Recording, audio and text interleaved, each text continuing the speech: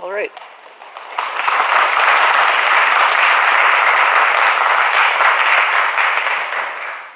Hello, hi, I'm Jesse, and this is Factory Class.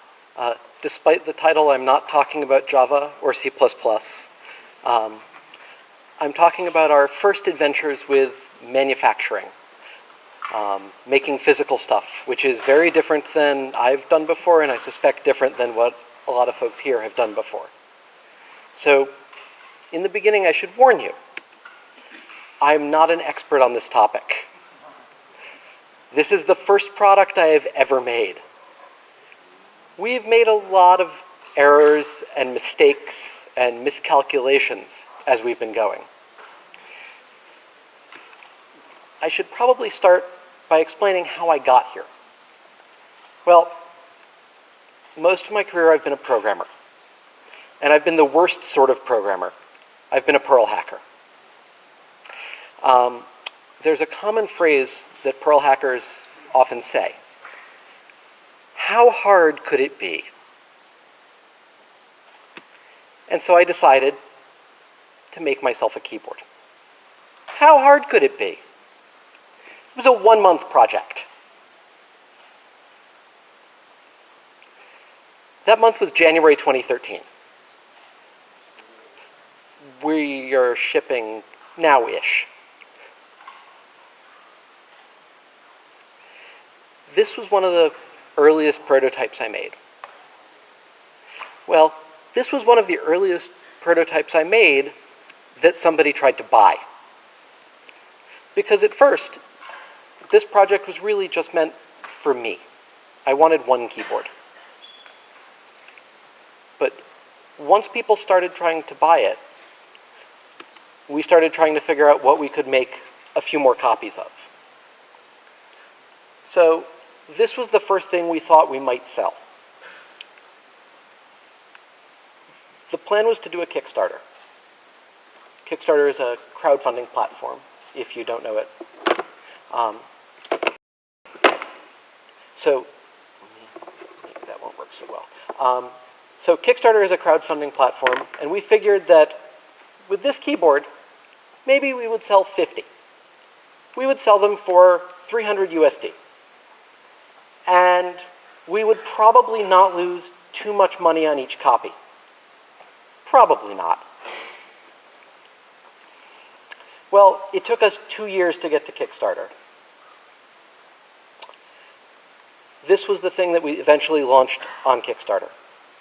It was a lot more refined. It was actually almost a product.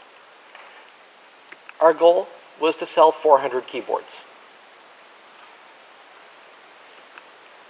That took 2 hours. In the end, on Kickstarter, we sold more than 2,000 keyboards.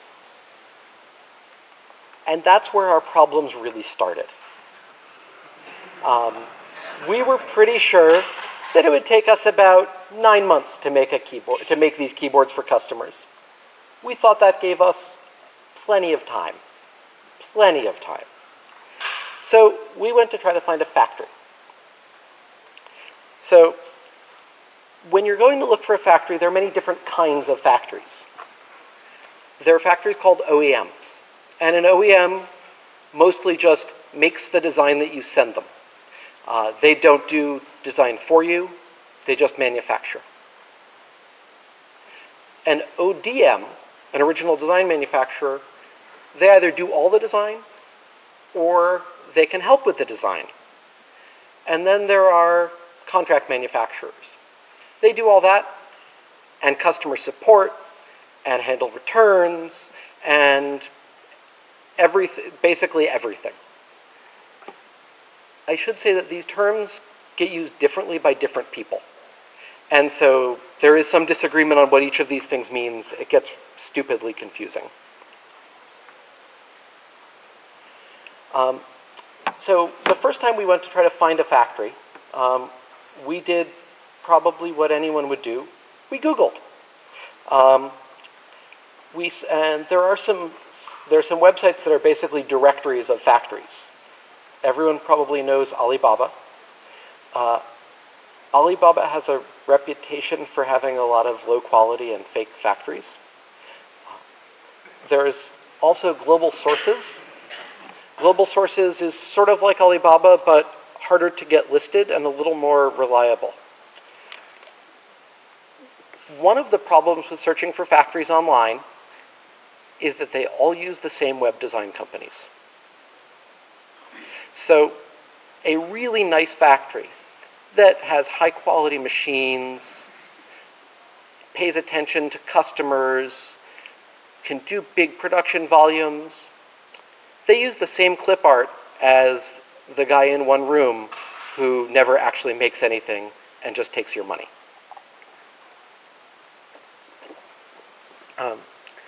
Some factories reached out to us during the Kickstarter project. They told us how wonderful they were and that we should definitely use them. We met some factories when we went to trade shows, like CES. One of the tricks we used is that import records, at least in the United States, are public information. So we looked at our competitors. We looked at where they were importing products from. It had the names of their factories. So then we had the names of more factories. We did most of this ourselves, but there was a sourcing company. Sourcing is doing all of this as a service. And the sourcing company wanted to prove themselves to us. So they helped us find one or two more. We made a list of the factories that we really wanted to work with. We tried to find out how to reach them. The ones we could contact, we got them to sign NDAs. Everyone is willing to sign an NDA. It probably doesn't mean much. And then we sent them all of our designs. Pretty shortly thereafter, I got on a plane, went to China, went to Taiwan,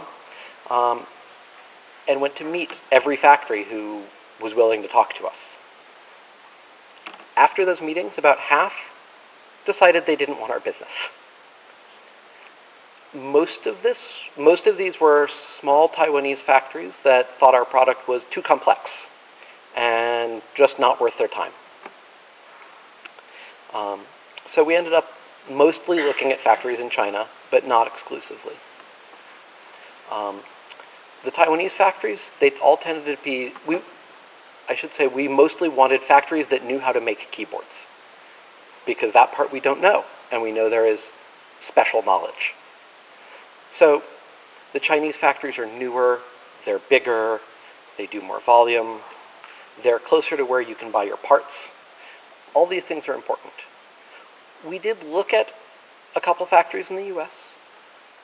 Those factories said, oh, we would give this to our partner in China. We talked to one supplier in Japan, and the supplier was very excited.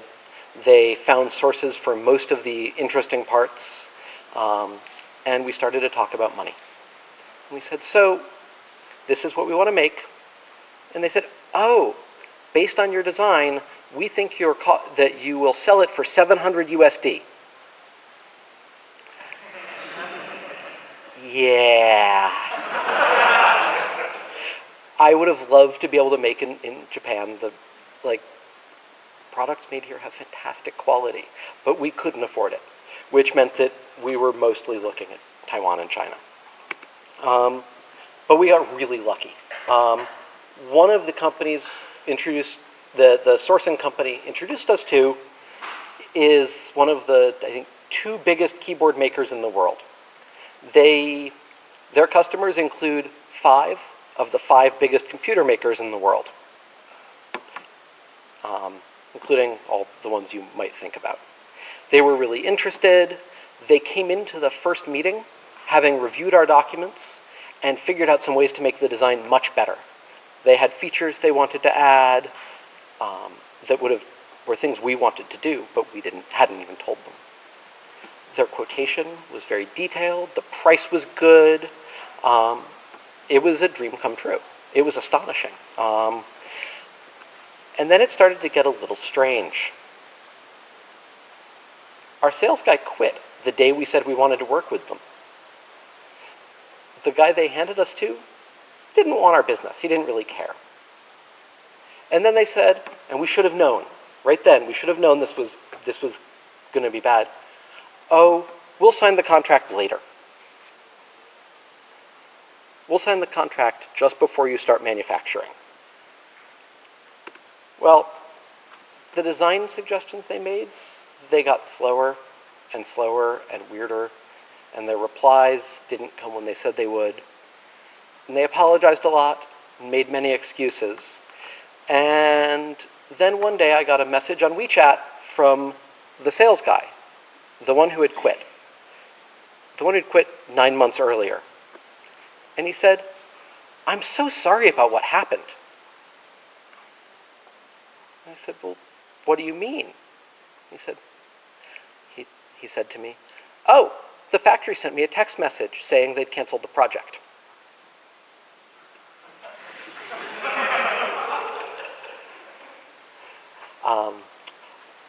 A month later, a very big computer company came out with a brand new 10-inch Pro tablet with a brand new keyboard. We're pretty sure that there's a relationship between these two events, but don't know.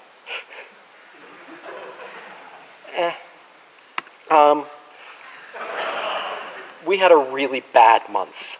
But after we stopped crying, we went back and started trying to figure out what we had done wrong. Where had the mistake happened? And it's a very standard kind of problem. We were their smallest customer.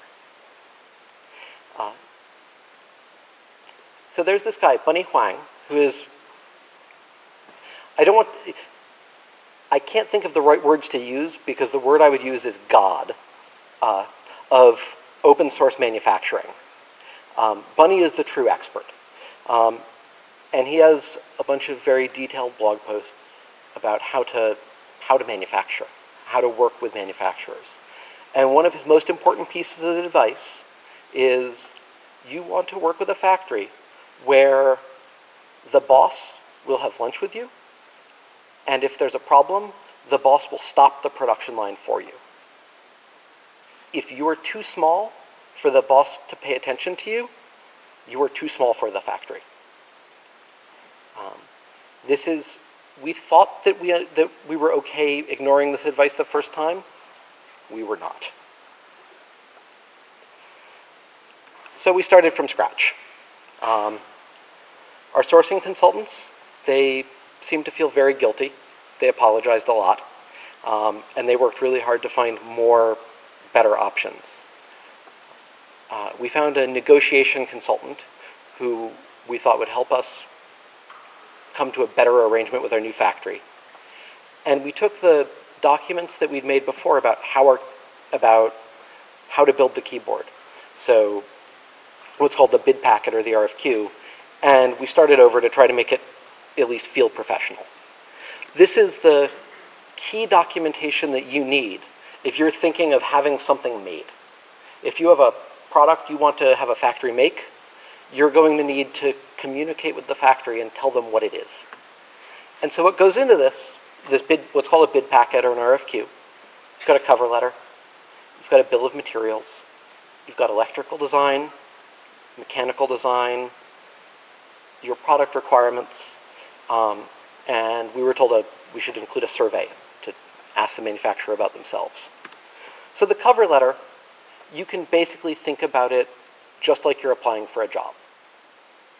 You want to tell the factory why you are amazing, why you're so cool, why they need to work with you. And at the same time, you want to tell them what you need out of them. That's really all it is. The bill of materials is the most important document, I think, in terms of finding a factory, negotiating with a factory, tracking your prices, everything. This is one big file that shows off every single thing in your product. That's your custom plastic parts, cables, screws, boxes, bags, manuals, the foam that goes inside the box. Anything that you will be shipping is on that bill of materials. And then for each of those things, You're going to have a unique part number, so you in the factory can always talk about it and know exactly which thing you're talking about.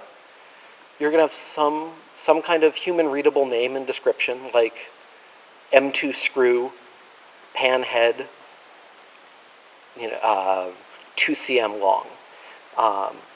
Though it turns out that China has a different way of talking about screws. You're going to have a description of the color and the material and the surface finish for every item. So for the wood on our keyboard, we had to talk about it being a little bit shiny, but not too shiny, and that it was made out of maple wood. For each item, you're going to talk about where they can get it. So for some things, you might have what's called a sole source, one vendor. For some things, you might have multiple possible sources. You might have an approved vendor list. For some things, you might not care. You might just say, this thing's generic. Doesn't matter. It's all okay. And then there might be other specifications you need. And that's your bill of materials. And I'll show an example in a little while. We tried to make a bomb 5 or 6 times. We knew we needed one, but we didn't know what went on it. And so every couple months, as we were designing the product, we'd start over. Eventually, we found that a company called Dragon, they make this really nice Google Sheets plugin that gives you a good template and all sorts of macros and add-ons for working with the bill of materials. And the slides will be up somewhere later, so you should be able to find the URL. So your electrical design files apparently aren't showing up here. So your electrical design files are 2 things. Your schematics, which show all of the components and how they are connected to each other. And then your circuit board design files, showing how they would actually place the components on the circuit boards.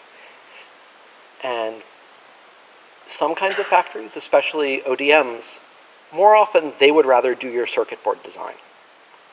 They would rather that you just say, I want a keyboard. It should have pretty lights and some buttons.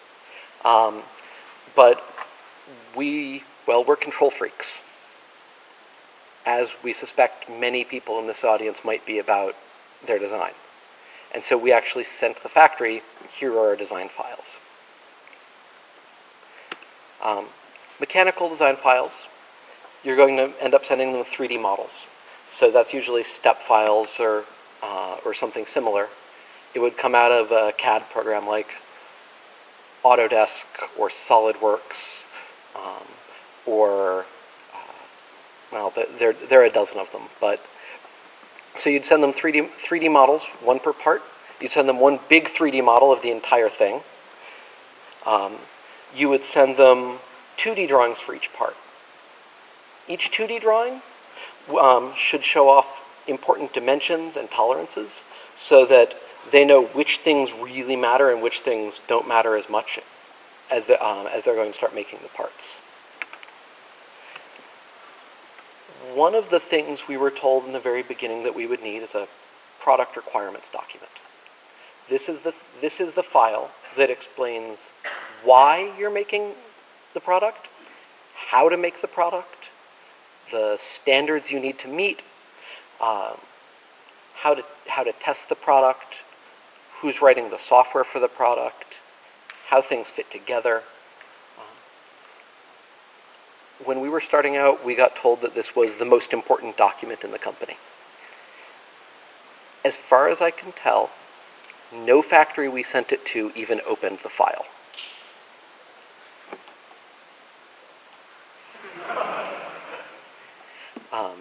That being said, it actually was useful to write because it made us think about a whole lot of things that we had never considered. If you're going to be working on a product of some kind, send me email and I can send you the table of contents from our document so you can get a sense of what goes in it. So the next item was a manufacturing survey. Our consultant, the negotiation consultant, said this was very important. This document asks factories about their financial stability. It asks them about their business relationships. It asks them what kinds of machines they have, what their safety record is, makes them promise that they don't use child labor. It asks like what percentage of their products they make for themselves versus for customers. Reading it, I felt uncomfortable. But the consultant said it was really important. So we included it. Not a single manufacturer filled it out.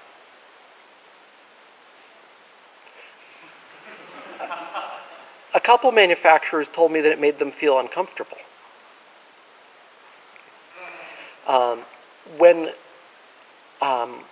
When we got down to our last few potential factories, we picked specific questions that we really cared about, and we just asked those, each one in one email.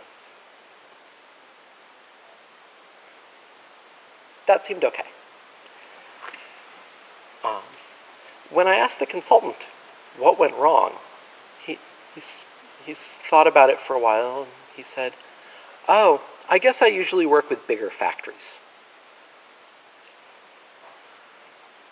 And in fact, if you're working with a big factory like Quanta or Foxconn or some sort of major factory, they probably have 20 people in a room who all they do is fill out these answers.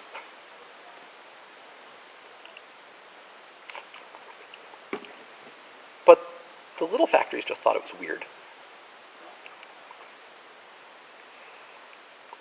So from there, we contacted about 15 factories. Not everybody replied, but most of them did. In our bid packet, we had a very explicit schedule with deadlines. We told them exactly what they would need to do to get our business. Nobody cared. And some of them said they were interested. They asked us questions. They talked to us. But really, nobody gave us a quote until we went and visited them in person. Visiting is in fact really, really important for something like this. There are a few reasons. One, I mentioned before that China is a very relationship-based culture.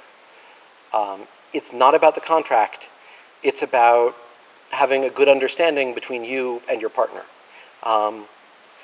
In the end, what the contract says is unimportant. If you have a good relationship, good things can happen. If you have a bad relationship, well, you have a bad relationship. But the other, so I got on a plane again, and I went to meet more factories. Each visit worked much the same way. We would come in, we'd be brought to boss's office, and sat down to have tea. For whatever reason, we would not talk about business until tea was done, and then we'd go to a conference room. In the conference room, they would show me a PowerPoint or a video dubbed into English about their factory. Very often, they had really, really fun, catchy theme music, and they showed me pictures of big machines, and usually they had a slide showing the names of many of their big customers. I'm pretty sure that always violated those customers' NDAs.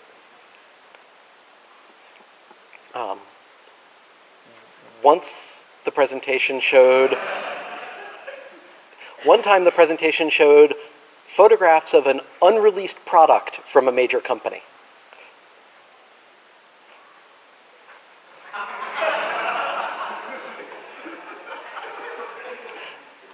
After that, I would be asked to give a presentation about my company. and I would say, we're two people, me and my wife. We had an idea. Our product is a little strange, but 2,000 people have already paid us for it.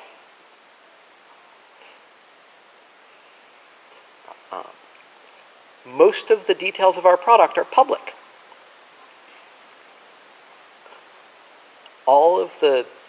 They would get very excited when I would say that the programming, we do it. That all of the weird details of making a keyboard work really well, we take care of that, don't worry.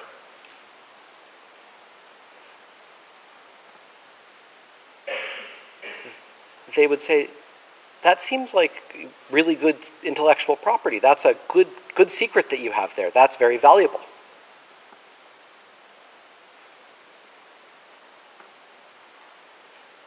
And I would say, well, actually, it's all on the website github.com. It's free to use. Even if you don't sign a contract with us.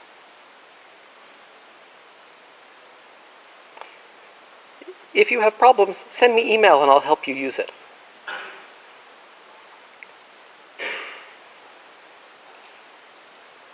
Mostly I just got funny looks.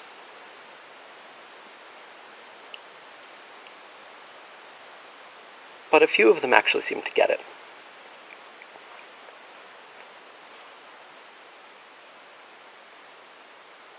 So, in the end, we visited more than 10 factories. A couple thought that our order was too small. A couple thought that our product was not ever going to be manufacturable. A couple turned out to not be factories.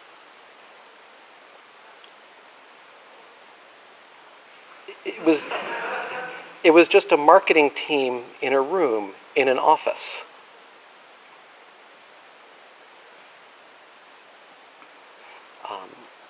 One factory, when we left the building, the guys from the sourcing team turned to me and said, I'm not sure, but some of the people in the factory looked like they were less than 16 years old.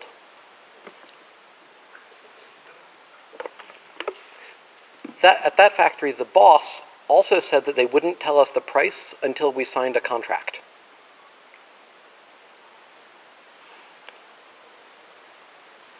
And when I went to Amazon.com to check some of their own brand products, they mostly had 1-star reviews.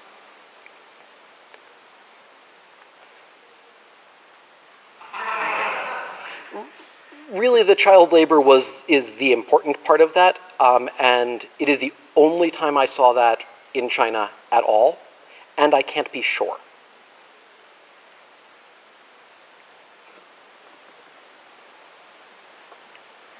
In general, it seems like factories in South China treat their employees pretty okay.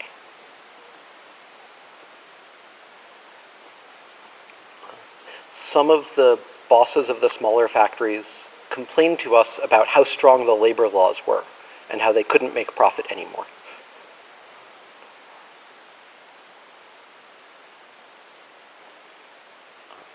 But in the end, a couple factories seemed reasonable. They seemed like we could use them. This is the point where we needed to start looking at those quotations that they finally sent us.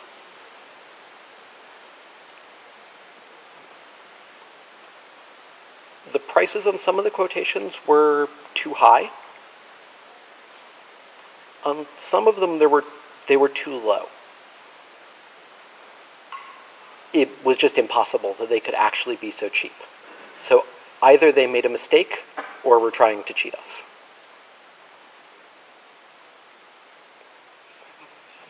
It doesn't really matter. That's what we learned. So what a quotation looks like when you get it from a factory. This is a bad quotation.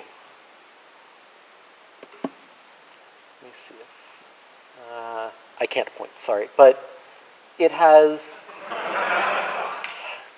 So let's see. So there is one price for all of the tooling, all of those injection molds and stamps. There is one price for a prototype. There is one price for each keyboard that they would make. And up at the top it says payment T/T in advance.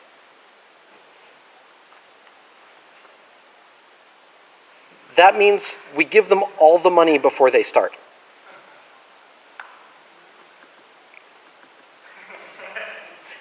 This was a good factory, but their quote was bad.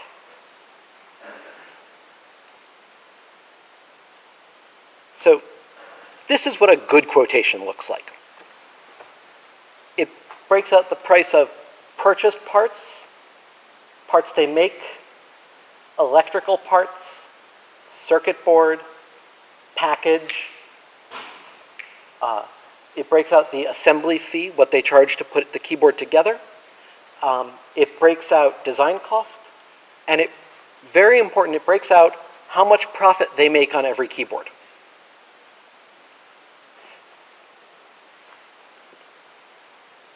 But what makes this quotation good is that this is page 1 of 8. Page 2, this is our bill of materials that they just put prices on every item.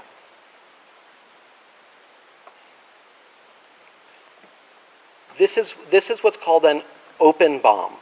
This is what you want if a factory is giving you a price. It lets you check which things how they think about the price, and you might see where they make mistakes or have prices too high. So for this factory, they were saying that the price of screws was, I think they were saying that screws were 10 yen each. It was a mistake. It was supposed to be that the screws were something like 0.1 renminbi each. They just got it wrong. But because it's an open BOM, we could see this and work with them to fix it.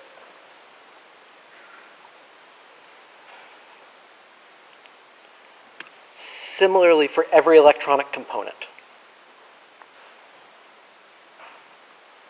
And every part they made for us.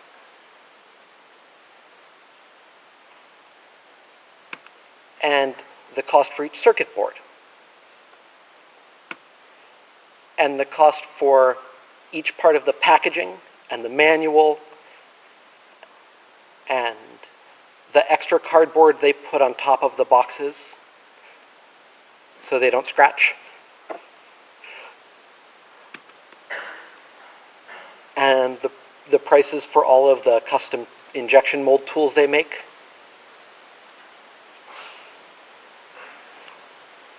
And for all of the tools they make to build the keyboards.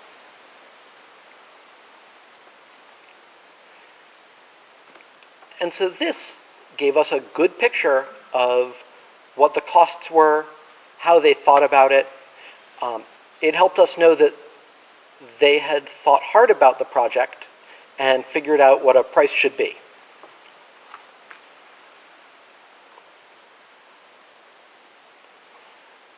So from here we needed to pick a factory.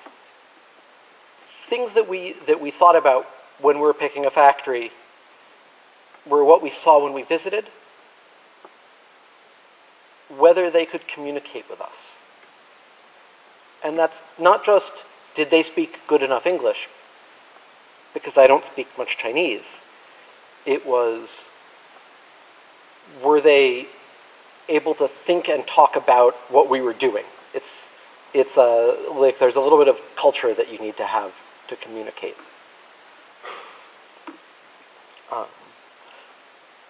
Obviously the quotations, whether the factory was the wrong size, the feeling we got there. Some of the salespeople that I met at some of the factories we visited were sleazy. In English, I would say they felt like used car salesmen.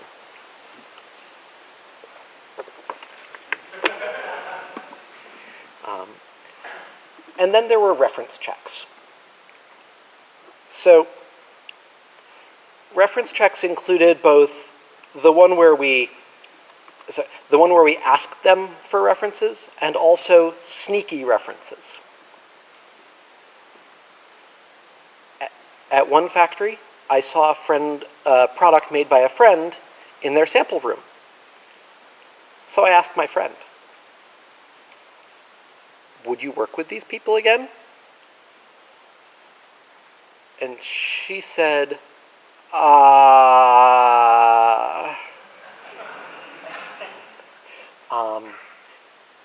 for some factories, we checked the Amazon reviews for their customers' products.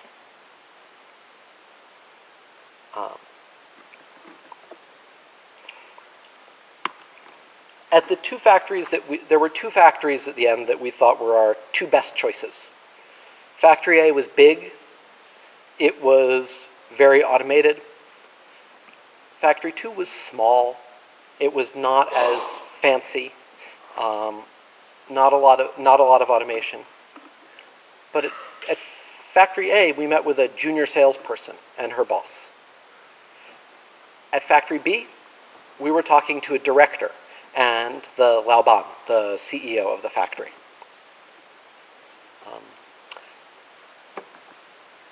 So we asked both of them for explicit references. The salesperson at Factory A couldn't get us a reference. She was too new. She was so new that when we toured their factory, I had to explain some of their machines to her.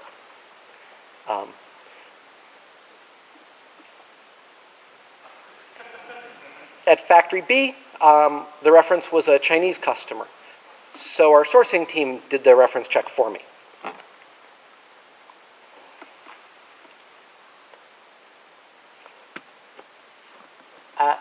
At that point, it was time to start thinking about contract negotiation with Factory B. At first, they sent us a scan of an old, essentially OEM contract. It said we would buy some things from them. That's pretty much all it said. We turned around and sent them a 4 or 5 page document with things we cared about, like warranty, and that if they make custom tooling for us, we own it. Now, I don't ever expect, as a small American company, that the contract would be enforceable in court if there were a reason to go to court. It's about writing down what we agree on so that if we start to have a disagreement, we can look back and see this is what we said back then.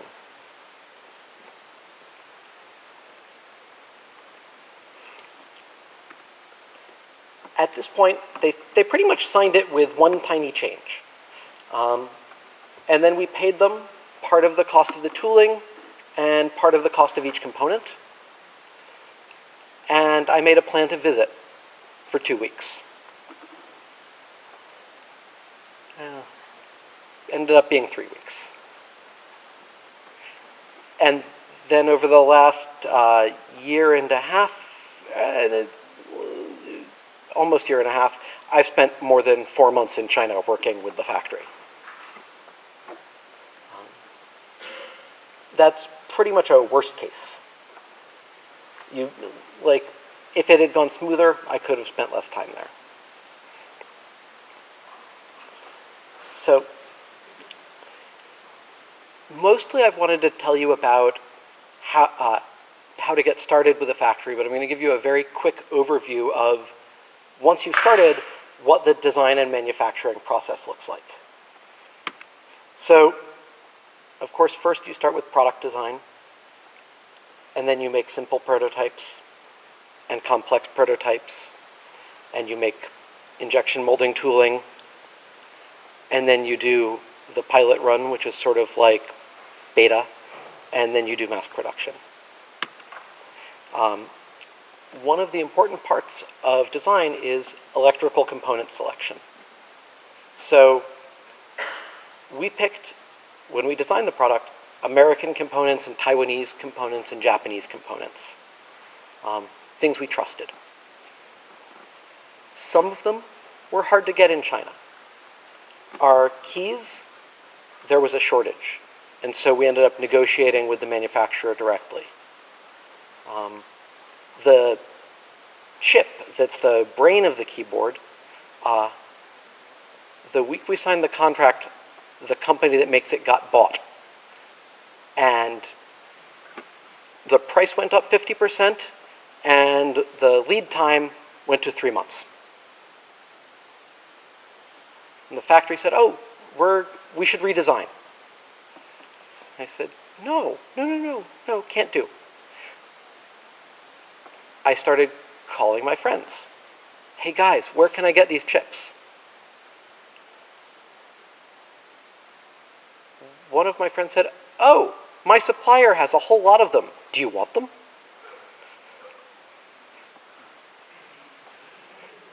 We got lucky. One of the big problems was with the LEDs. We had picked a very nice Taiwanese LED that, well, lots of other people like too. And it was hard to get. And the factory recommended a local version instead. Looks the same, works the same, and it's cheaper.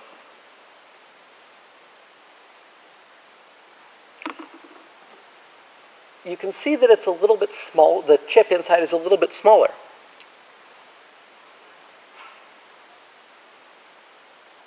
And for the most part, it does work the same. Except on our keyboard, it makes a noise. We lost months debugging that.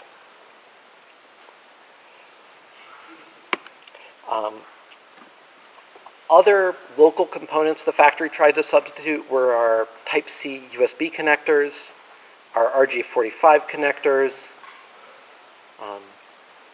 For the Type-C connectors, there was a very nice Japanese connector we needed to use. The factory said they couldn't get it. Eventually, I called the US sales office. They called the Chinese sales office. Then the factory could get it.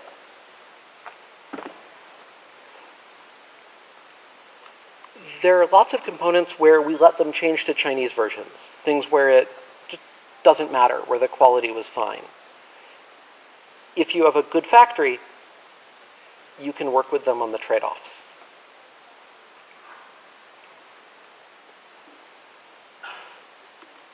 The next part of design is called DFM. When you make one prototype at home or in a lab, it can be hard to put together. You can use lots of similar parts. It doesn't really matter.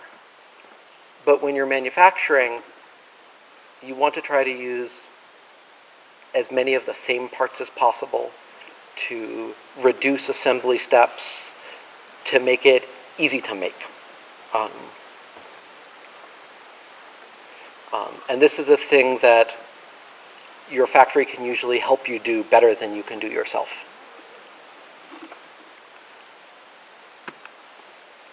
So after you've got the design settled, it's time for what's called EVT, which is engineering verification test, where the factory makes one copy of the product, maybe with 3D printed parts, CNC'd parts,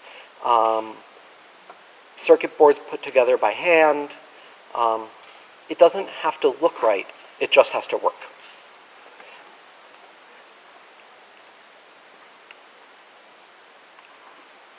From there, you move on to DVT. Can you make 5 or 6 of the product that look right, feel right, use the right materials? Those get used for testing and for you to agree together that this is what you're making.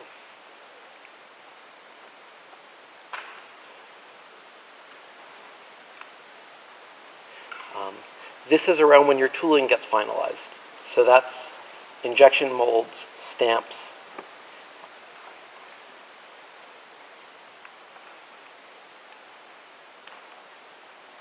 If you've never seen tooling, this is the base plate of the keyboard. They're cutting it out of a big hunk of steel. Then they'll take this and a mirror piece, put it in a gigantic machine, and inject molten plastic at high pressure.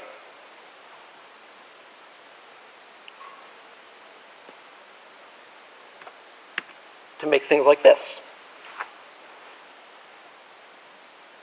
This was the first copy of the base plate to come out of the tooling, and it's been marked by an engineer showing which part should be shiny, which part should be bumpy, which parts might have problems.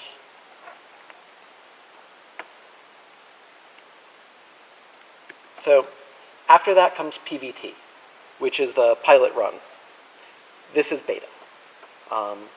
So the factory made 120 keyboards using tooling on an assembly line with a first version of the assembly procedure written out, done by real assembly line workers.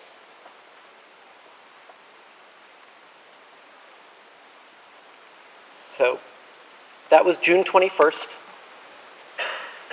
This is actual keyboards on an assembly line being assembled and tested.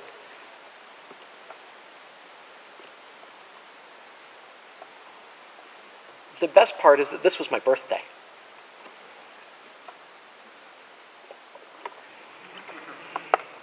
Yeah. So after that, the factory does their own quality checks based on their own standard. Because our keyboard is weird, we added custom firmware to help them test it more easily.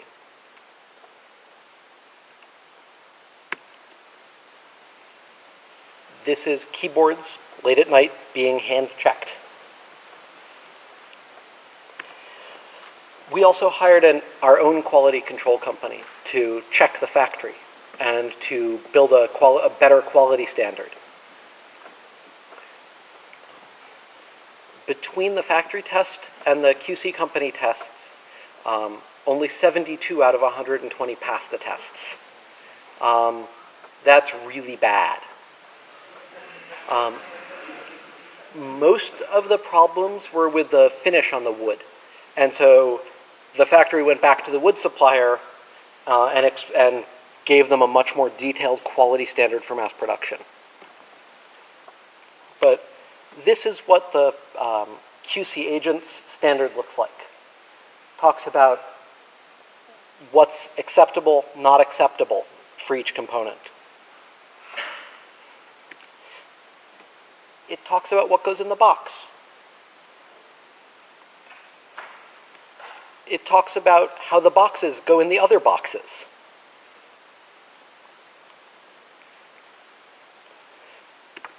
So once the factory made the keyboards, they needed to be shipped.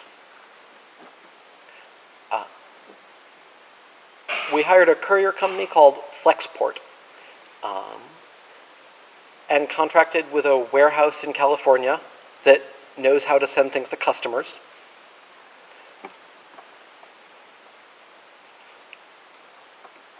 And I could talk about that for a whole hour, but it's really, really dry. It's pretty boring. Next up is mass production. This is the exciting part. We've worked with the factory to write down every problem found on a test keyboard. They're updating their procedure. On August 21, they start mass production for Kickstarter keyboards. About a week later, those get on a plane. On September 21, they make more. So to sum this all up, a couple years ago, I figured out that making one copy of something is a lot of work. Making 2,000 is also a lot of work.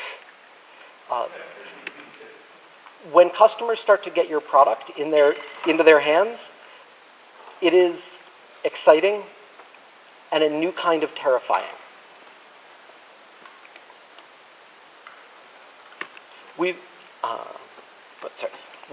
written a lot about what we've done, 3,000 to 5,000 words a month. You can find it at that URL.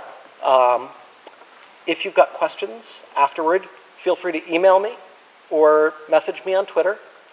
If you want a keyboard, there is a conference discount. I'm happy to take questions.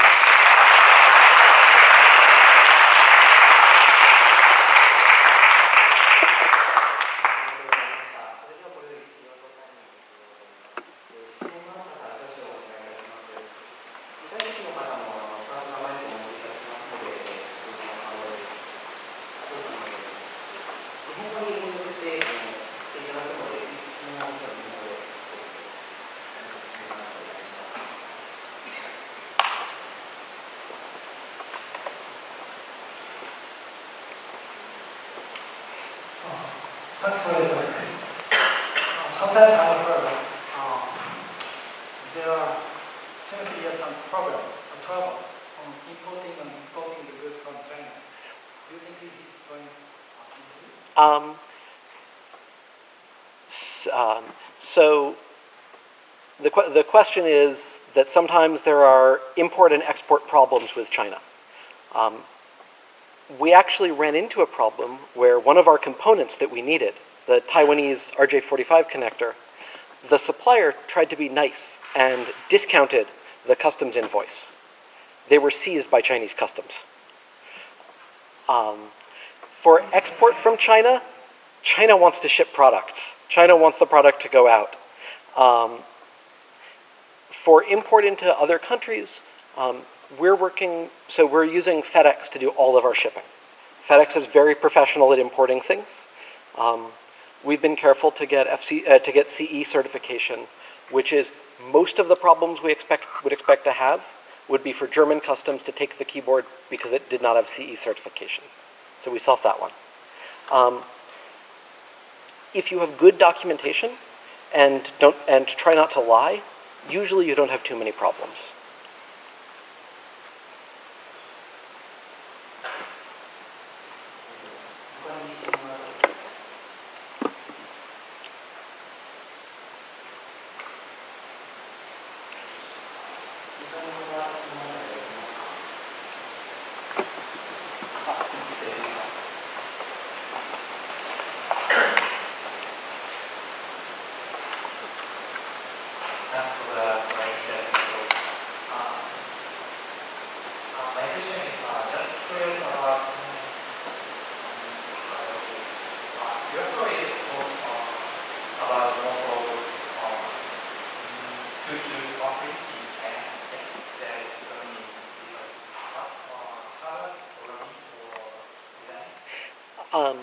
So the programming we did ourselves with a lot of help from volunteers.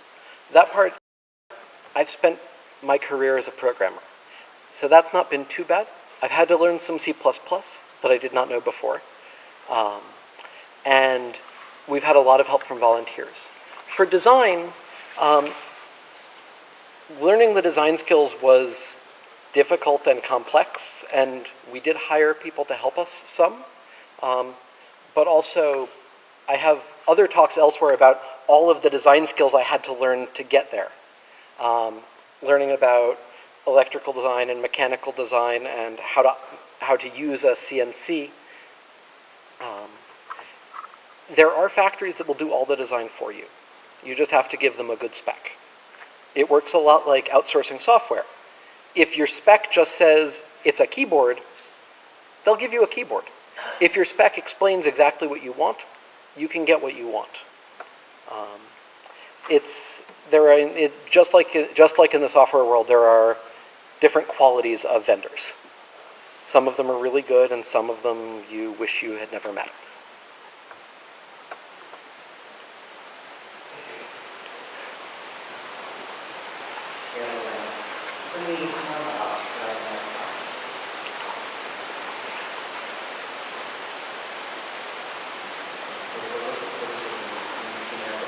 Yes. 一つのキーボードプロダクト構成を作る中で、テストの期間というのが、何%ぐらいだったのか気になったんですが、教えていただけま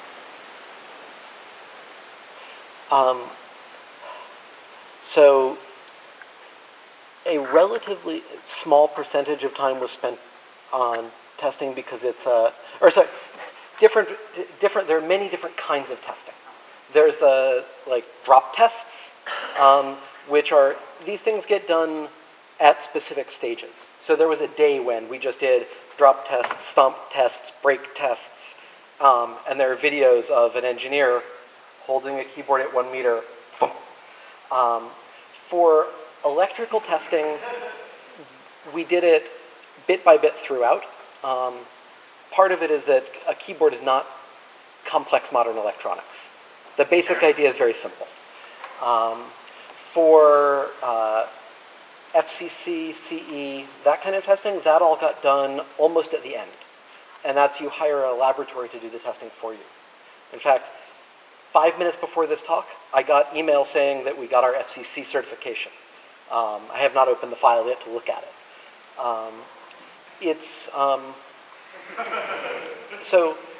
But in terms of testing the feel and the shape, that was the first 3 years of the project.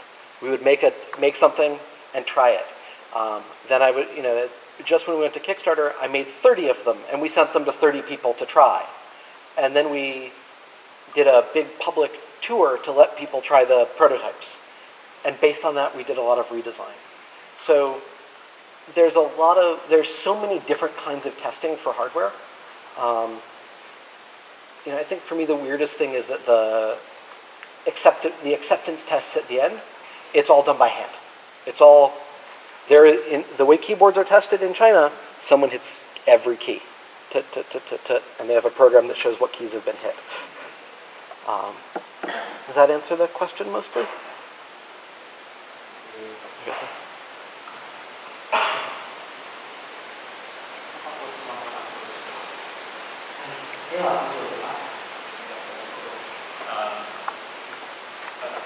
So as a programmer, Yeah. you have problems, you wouldn't know where to find out Google and Stack Overflow. So in the role of manufacturing, where do you usually find problems? So for some things like electrical design, there are plenty of web forums and places like Stack Overflow, and like even Stack Overflow. For mechanical design, it's finding friends who've done it before. For factory and for working with the factory, it's asking friends who've done it before. So we hired a sourcing and project management consultant in China. It's a guy who's made a lot of products, who could tell me.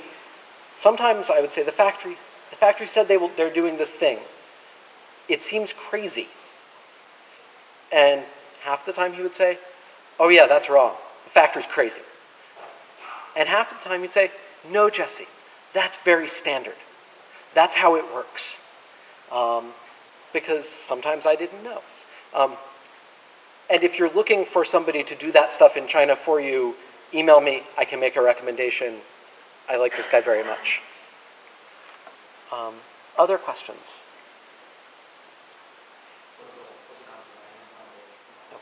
Okay.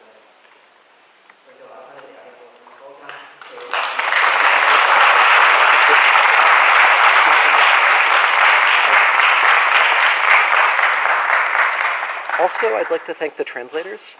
They do a fantastic job, and I really appreciate it.